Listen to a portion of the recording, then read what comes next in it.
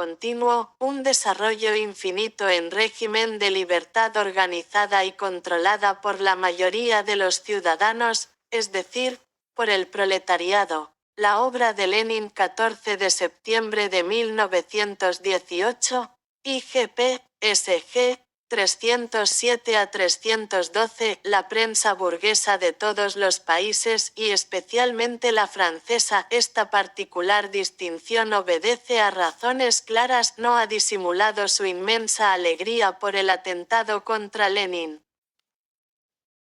Los siniestros enterradores antisocialistas han celebrado su obscena juerga sobre el presunto cadáver ensangrentado o destino cruel.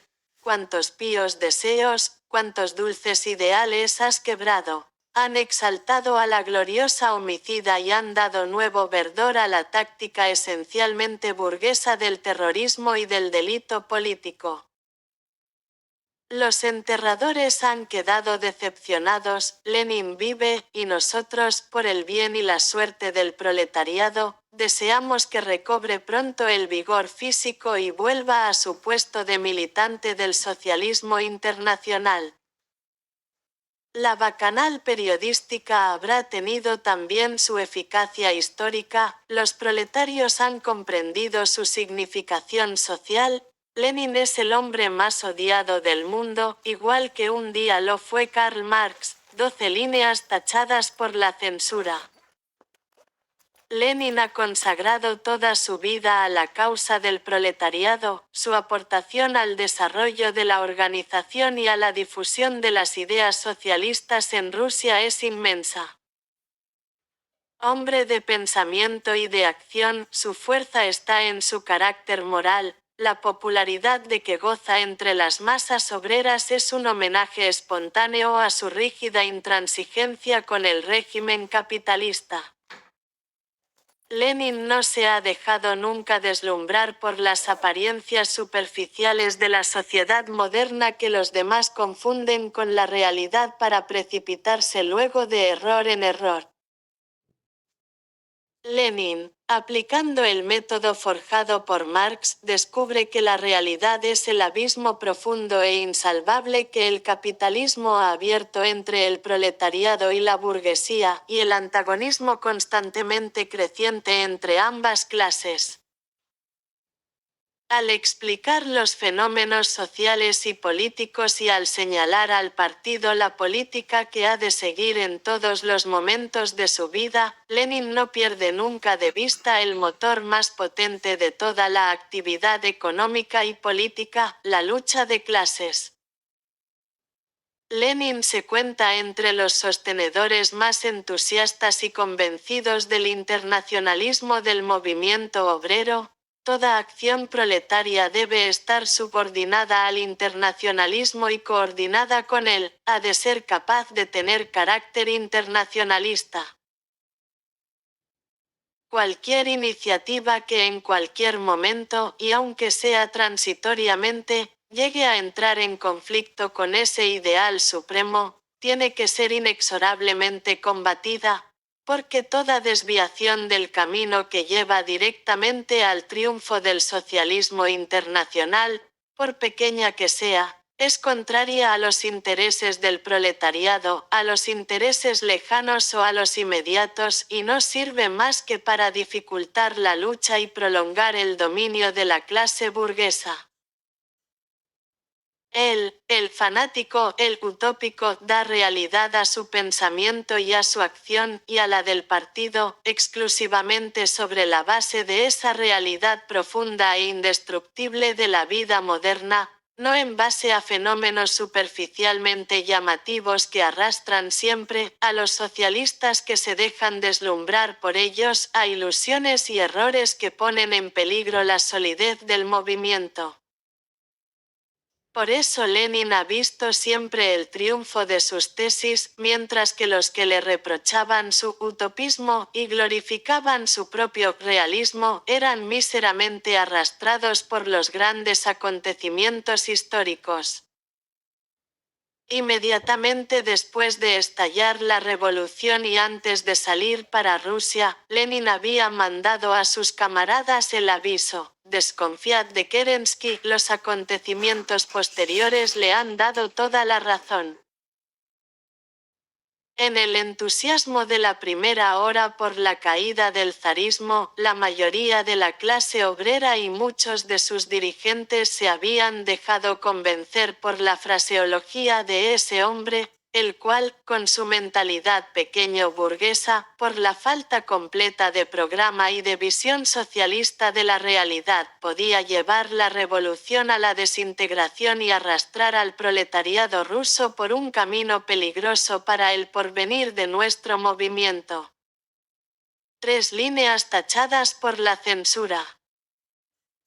Una vez llegado a Rusia, Lenin se puso enseguida a desarrollar su acción esencialmente socialista, la cual podría sintetizarse con el lema de la sal: decir lo que hay, una crítica rigurosa e implacable del imperialismo de los cadetes. Partido Constitucional Democrático, el mayor partido liberal de Rusia, de la fraseología de Kerensky y del colaboracionismo de los mencheviques.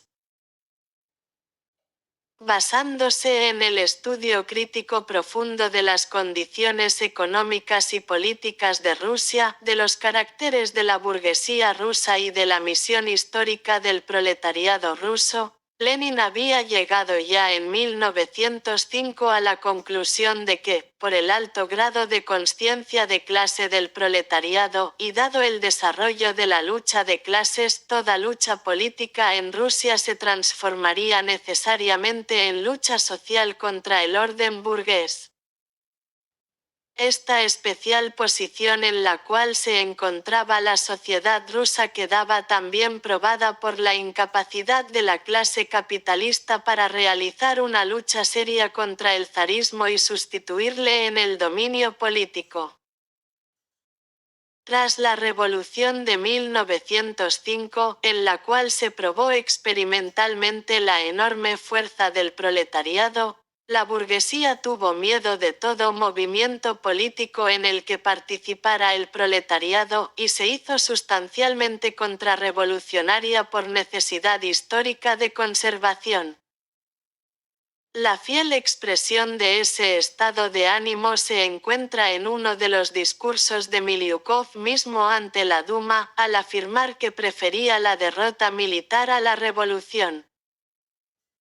La caída de la autocracia no cambió en nada los sentimientos ni las orientaciones de la burguesía rusa, sino que, por el contrario, su sustancia reaccionaria fue en aumento a medida que se concretaban la fuerza y la consciencia del proletariado. Se confirmó la tesis histórica de Lenin: el proletariado se convirtió en el gigantesco protagonista de la historia, pero era un gigante ingenuo, entusiasta, lleno de confianza en sí mismo y en los demás. La lucha de clases, realizada en un ambiente de despotismo feudal, le había dado consciencia de su unidad social, de su potencia histórica, pero no le había educado en un método frío y realista, no le había formado una voluntad concreta. La burguesía se encogió astutamente, disimuló sus caracteres esenciales con frases altisonantes. Utilizó, para esa operación ilusionista, a Kerensky, el hombre más popular entre las masas al principio de la revolución. Los mencheviques y los socialistas revolucionarios, no marxistas, sino herederos del partido terrorista, intelectuales pequeño burgueses, la ayudaron inconscientemente, con su colaboracionismo, a esconder sus intenciones reaccionarias e imperialistas. Contra ese engaño se levantó vigorosamente el partido bolchevique con Lenin a la cabeza, desenmascarando implacablemente las verdaderas intenciones de la burguesía rusa, combatiendo la táctica nefasta de los mencheviques que entregaban el proletariado atado de pies y manos a la burguesía. Los bolcheviques reivindicaban todos los poderes para los soviets porque esa era la única garantía contra las maniobras reaccionarias de las clases posesoras. Los soviets mismos estaban al comienzo bajo la influencia de los mencheviques y de los socialistas revolucionarios, se oponían a esa solución y preferían repartirse el poder con los diversos elementos de la burguesía liberal, hasta la masa, salvo una minoría más avanzada, permitía esa acción, sin ver claramente la realidad de las cosas, mistificada por Kerensky y por los mencheviques que estaban en el gobierno. 17 líneas tachadas por la censura. Los acontecimientos se desarrollaron de un modo que dio completa razón a la constrictiva y detallada crítica de Lenin y de los bolcheviques, los cuales habían sostenido que la burguesía no tenía ni voluntad ni capacidad de dar una solución democrática a los objetivos de la revolución, sino que, ayudada inconscientemente por los socialistas colaboracionistas, llevaría el país a la dictadura militar, instrumento político necesario para alcanzar los fines imperialistas y reaccionarios.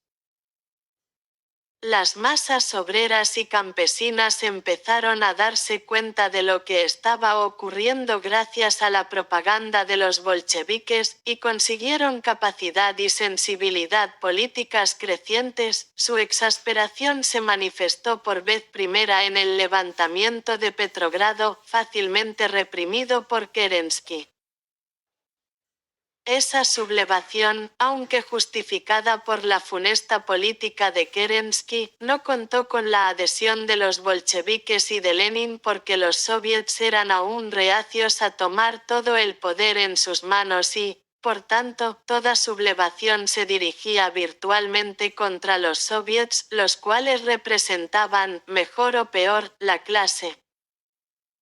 Por tanto, había que seguir con la propaganda clasista y convencer a los obreros de que mandaran a los soviets delegados convencidos de la necesidad de que esos organismos tomaran todo el poder del país.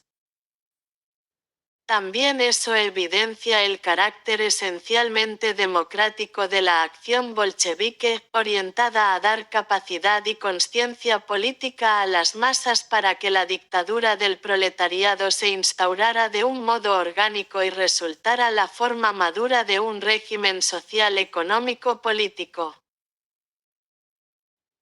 El desarrollo de los acontecimientos se aceleró por la actitud cada vez más provocadora de la burguesía y, sobre todo, por el intento militar de Kornilov de marchar sobre Petrogrado para hacerse con el poder, así como por los gestos napoleónicos de Kerensky al formar un gabinete compuesto por conocidos reaccionarios, por el Parlamento no elegido mediante sufragio universal, y, por último, por la prohibición del Congreso Pan-Ruso de los Soviets, verdadero golpe de Estado contra el pueblo e indicio de la traición burguesa a la revolución.